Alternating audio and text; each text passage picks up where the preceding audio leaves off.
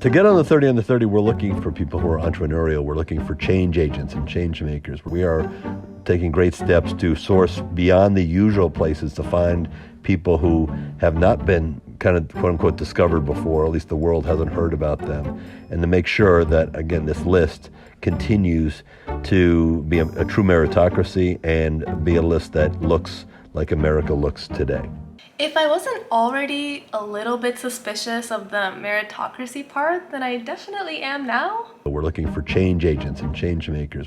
Thesis: 30 under 30 is not a celebration of innovation and entrepreneurship. It is a thinly veiled attempt to hyperfixate on youth and unproductive attitudes towards work and personal development. Strap in! First of all, I absolutely love inspiration. I have read Tony Robbins' books, I go on YouTube for inspirational speeches, I listen to podcasts on how to build my habits. I'm inspired, Dad, I'm inspired. They make me reevaluate what I'm doing and think bigger. I would never make that list without taking risks, without looking beyond my 9 to 5, and that's inspiring. But when I look at the 30 under 30 list, what it claims to be just doesn't align with what it really is. And the biggest, most obvious issue is age. We're hearing the creators of this list talk about people being change makers, making the biggest ripples in the world. Then why does it matter how old they are? I also don't buy the future leaders / leaders of tomorrow narrative. Because in this day and age, people are retiring later, retiring never, finally picking up their passion projects. So if someone who is 25 is going to be a future leader at 50, so is someone at 50 going to be a future leader at 75. Let me ask you guys about retirement. You guys are both... I'm having the time of my life. But I'll show you why the fixation on youth is especially important in this context. But first, let me show you some snippets of a video that Forbes posted about these founders and their best productivity tips. Being the founder of a mental health care company means I value my own mental health well enough to know I can't always be working. Frankly, that was pretty hard. Built-in quarterly check-ins. What are the questions I want to be asking myself? Am I happy doing this? Does this make me feel fulfilled? For me, being productive means that I need time to rest. You know, a lot of entrepreneurs and founders don't talk about resting and sleep. So for me, I have a ritual of keeping a period of a day to myself and the family.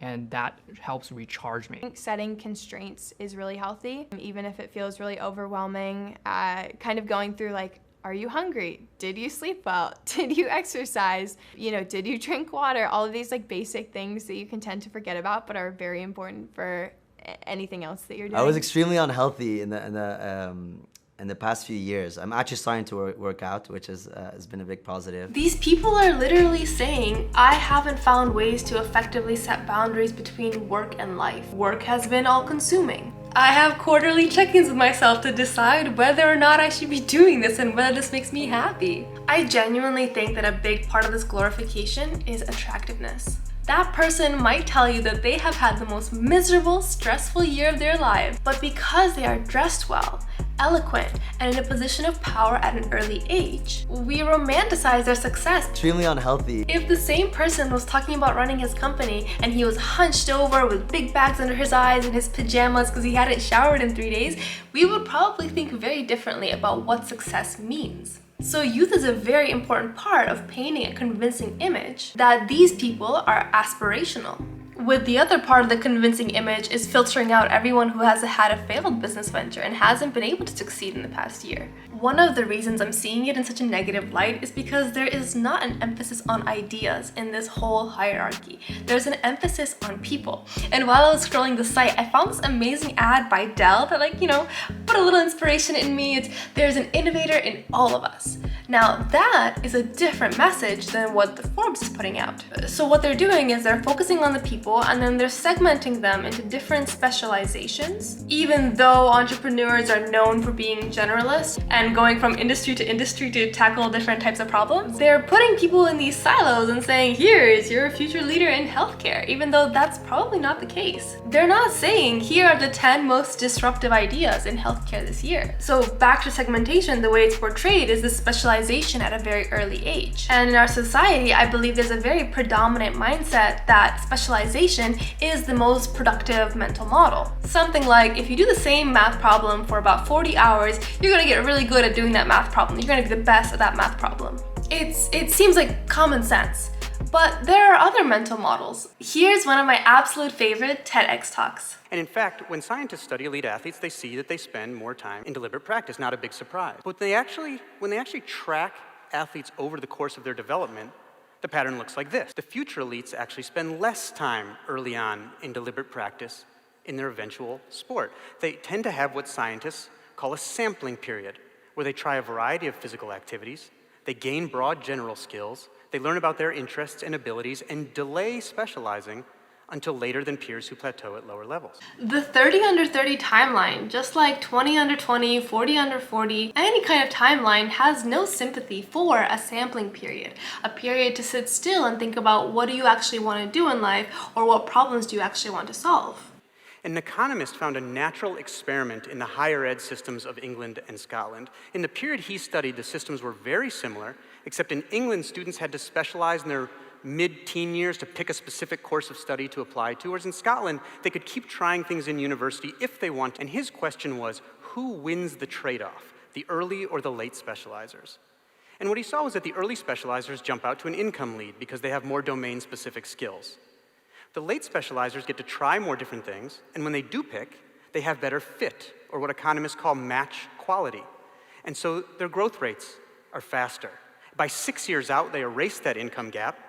Meanwhile, the early specializers start quitting their career tracks in much higher numbers, essentially because they were made to choose so early that they more often made poor choices. Am I happy? So when you go to the website, you kind of start out with these big numbers. So you see, how much money was raised across all the entrepreneurs, their average age, the percentage of immigrants. And then the fourth or fifth one is this. 6,000 plus under 30s made the list over the past decade, which is like, what does that even mean? I mean, it tells me you nominated 6,000 people over the past decade. I mean, okay. And then if you press read more, you actually get to their Hall of Fame page, which looks like this. 10 years, 100,000 nominees, 6,000 revolutionaries, and it's like absolutely ridiculous. You're like, our list includes a Nobel laureate, social media people, evangelists.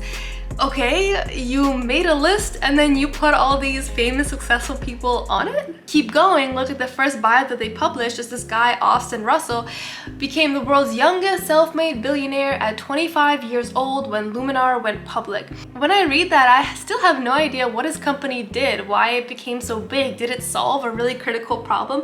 I have no idea. This little bio is about wealth, youth, and status. That's it. It's not about ideas. Taking a step back and looking at it from an economics angle, a lot of people who grow up, the first things that they try to do after college, if they go to college, is to stabilize their family. They try to pay off their bills or start their first emergency fund. They don't want to live paycheck to paycheck. Or how about people who take time off to care for a sick family member? Listen, there's a ton of people who have made it work despite all those issues. But why should I glorify people who maybe didn't have any dependents to care for, or already had a safety net from generational wealth, or had some soul-crushing decisions to make at the expense of their family and their happiness and whatever else it is? What should be inspiring is that everyone has their own timeline. Everyone does things the way that makes sense for them. Women over 40. If you could give one piece of advice to a woman in her 30s, what advice would you give her? You are not old, you are not getting old, you have so much life ahead of you. If you have dreams and passions you want to pursue, go for it. I thought I was doomed, that if I didn't have my relationship and my career and everything down by the time I was in my mid-20s, I was doomed to this average, boring, unfulfilling life, and it's so untrue. I met my husband now when I was 34. We've had a beautiful relationship I never thought I'd have, 3 more kids together. I started social media when I was almost 40, just a few months shy, have built that to over 500,000 followers between different platforms, grown businesses that I truly love and enjoy. Life has been more fulfilling for me since my mid-30s than it ever was before that. So just know that your best years are ahead of you and you are never too old and it's never too late. Other signaling that I see with the 30 under list is glorifying the individual for their hard work rather than a team, or kind of seeing what contributed to the success of the individual, whether that's people, resources, or attitudes. Focusing on the outcome rather than the process or the mental model or the framework. I want to be inspired, but after spending time reading like nothing biographies and watching these videos, I really don't think I've gotten a lot of helpful information. And let me give some examples. Here is a quote-unquote full profile page. This woman grew up, her bio is she spent so much time in bikinis that she started making them. She's in all these famous stores and celebrities love her clothing. This doesn't tell me much of anything. Or here's another one. And let me summarize. Sentence 1, introduce the problem. Sentence 2, big growth. And sentence 3, hurrah, success has been achieved. He has raised money. So I understand there are so many industries and that the under 30 team must have been stretched thin. But as a result, even the entrepreneurs who make the list, they aren't really given justice. Instead, the under 30 list can claim that they found these people? I do think that the under 30 list does a great job of elevating people that maybe I would never have heard of. And some of those people are actually very active on social media. Maybe they've even written a book or a blog. There you can really get into the mind of the person and learn something from their experience. Forbes could have just published stats and averages, and that's kind of all the information I would have gotten from this list. As a society, I think we are obsessed with figuring out who is exceptional, and I do think it comes from parents idolizing their children or seeing their children as a reflection of their own values and their own self-worth. Oh, Johnny took his first steps when he was 3 months old, or Karen could read 3 languages by the time she was 4. So what? If Johnny and Karen are miserable by the time that they're 30, if they're burnt out, what does any of that matter? Are we always going to use visual metrics such as SAT scores, number of cars, houses? If Johnny went on to be a stay-at-home dad and raised the most thoughtful, happy kids, you bet your ass he would never make the 30 under 30 list. I guess my point is, if the 30 under 30 list is not about ideas, and it's not about how those people got there, and it's not about whether or not they're even happy being there, then what is it about? And that's where I get to the conclusion that it's about the image and then the glorification of hustle culture. A question I've asked myself, or a question that I think is good to ask, is when you look at someone and you say, okay, if we all had the same amount of wealth, or if I had the same amount of wealth as that person, would I still aspire to be them? Would I still find meaning in the work that they do? Because what are we aspiring to? That's the question. And I'm also fully expecting comments like, oh, you're jealous, you're envious. And the funniest part about that kind of approach is that it attacks the person rather than attacks the arguments. And it's also a very funny way of shutting down any kind of discourse about introspection or critiquing the system, whether that is society or the structures that we have in place, or work as a concept, or what society values. Listen, if I was named 30 under 30, you bet I would be pumped, I would be excited, but after that recognition, if I was miserable before, I would be miserable after. If I was happy, whatever I was before, I would still be after, because awards have always been about recognition. And somehow along the way, we started aspiring for the award instead of the achievement that the award is recognizing you for. And by the way, even if you make it out, but did you make it to 30 under 30 All-Stars? Did you make it to 20 under 20? In fact, it literally never ends. It puts our own self-worth in someone else's hands, and they can decide how much your value is. So take it back.